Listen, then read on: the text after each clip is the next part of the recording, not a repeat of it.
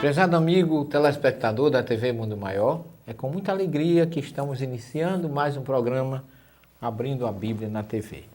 Hoje o nosso programa ainda se revestirá da descida de Jesus entre nós, do início da sua missão, partindo de Jericó, do Monte das Tentações até a Galileia. O seu discípulo bem-amado, João, ele faz uma referência muito bonita à descida de Jesus entre nós. Porque ele fala de Jesus junto com Deus, como nós vimos no programa anterior, na criação do mundo. O livro do Gênesis é um livro que começa falando da criação, do verbo divino, do verbo criador, do que chama poal em hebraico, que é ação, é verbo.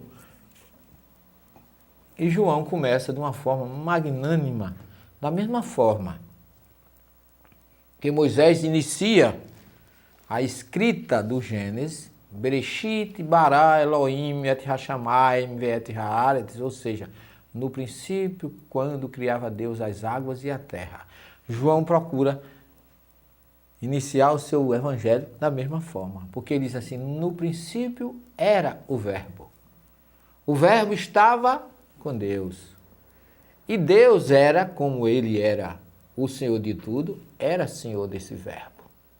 Ora, no princípio todas as coisas estavam com ele, nada do que foi feito sem ele. Nele estava a vida, e a vida é a luz dos homens. Ora, no princípio a luz estava com ele, e a luz é a luz, e a vida é a luz dos homens. E a luz resplandeceu nas trevas, e as trevas não a compreenderam.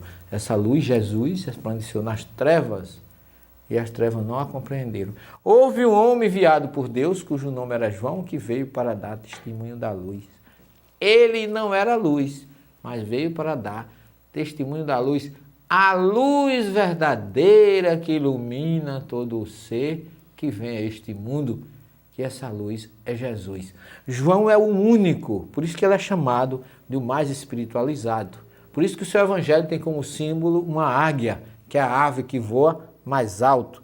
Todos os três sinóticos, os evangelistas anteriores a João, chamados de sinópticos, eles têm como símbolo Mateus, o homem, simbolizando o Messias, Marcos, o leão, a voz que clama no deserto, e Lucas, o touro, que foi a oferta do pai de João o Batista, Zacarias, no templo. Já o homem, o leão e o touro, quando chega na vez de João, o símbolo é uma águia, porque seu evangelho é o mais espiritualizado. Ninguém fala da chegada de Jesus com tanta propriedade. Esse verbo que estava com Deus, como ele diz em João 17,5, o próprio Jesus fala, e que depois se revestiu de carne e habitou entre nós, e nós vimos a sua glória toda cheia de honra e de verdade. E João ainda no seu Evangelho, capítulo 1, versículo 18, ele diz, ninguém jamais viu a Deus, o que significa que ele sabia, entendia que Jesus não era Deus, porque mesmo recostando a sua cabeça no peito de Jesus, ele sabia que Jesus era um ser evoluidíssimo, fantástico, iluminado, amoroso, fraterno. Qualquer adjetivo que eu disser sobre Jesus é pouco. Porém, ele não é Deus. Ele nunca disse que era Deus. E João diz, ninguém jamais viu a Deus. Ele foi testificado entre nós através do seu Filho Jesus, o Cristo. Portanto, Jesus veio como essa luz verdadeira que se revestiu de carne e habitou entre nós. E nós vimos a sua glória cheia de honra, cheia de verdades. Depois de batizado, identificado que ele não precisava ser batizado, identificado por João, Jesus escolhe os seus seguidores. E Mateus, no seu capítulo 10, ele narra da seguinte forma: estes são os discípulos escolhidos por Jesus. Simão, chamado Pedro, André, seu irmão, Tiago, filho de Zebedeu, e João, seu irmão. Filipe, Bartolomeu, Tomé e Mateus, o publicano. Tiago, filho de Alfeu, Lebeu, apelidado Tadeu, Simão Cananita e Judas Iscariotes, o mesmo que o entregou. Ora, o capítulo 10, agora começa Mateus a dizer o que Jesus queria dos seus discípulos.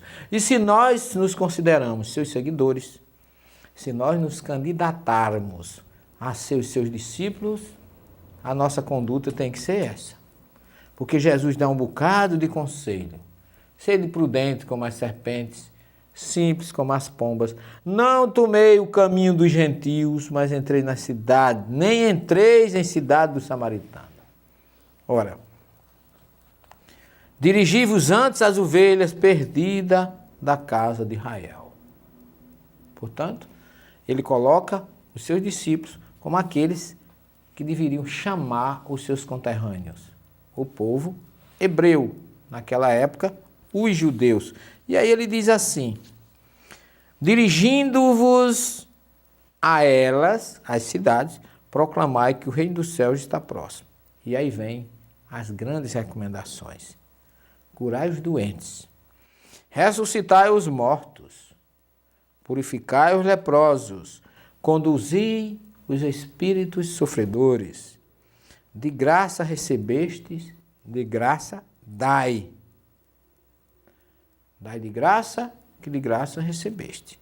Esses dons de curar, de purificar, de proclamar a palavra, como muito se usa, ou a mensagem de Deus, tem que ser gratuito, meus irmãos. É Jesus que está falando em Mateus capítulo 10, versículo 8 em diante. Não leveis ouro, nem prata, nem cobre nos vossos cintos, nem alforje para o caminho, nem duas túnicas, nem cobre nos vossos cintos, nem sandália, nem cajado. Olha, nem sandália para os vossos pés, nem cajado. Então Jesus deixa bem claro a nossa missão de dar de graça o que de graça receber.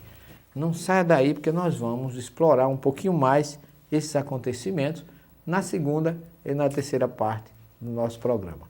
Um minuto só, já voltaremos. Até já. Não saia daí.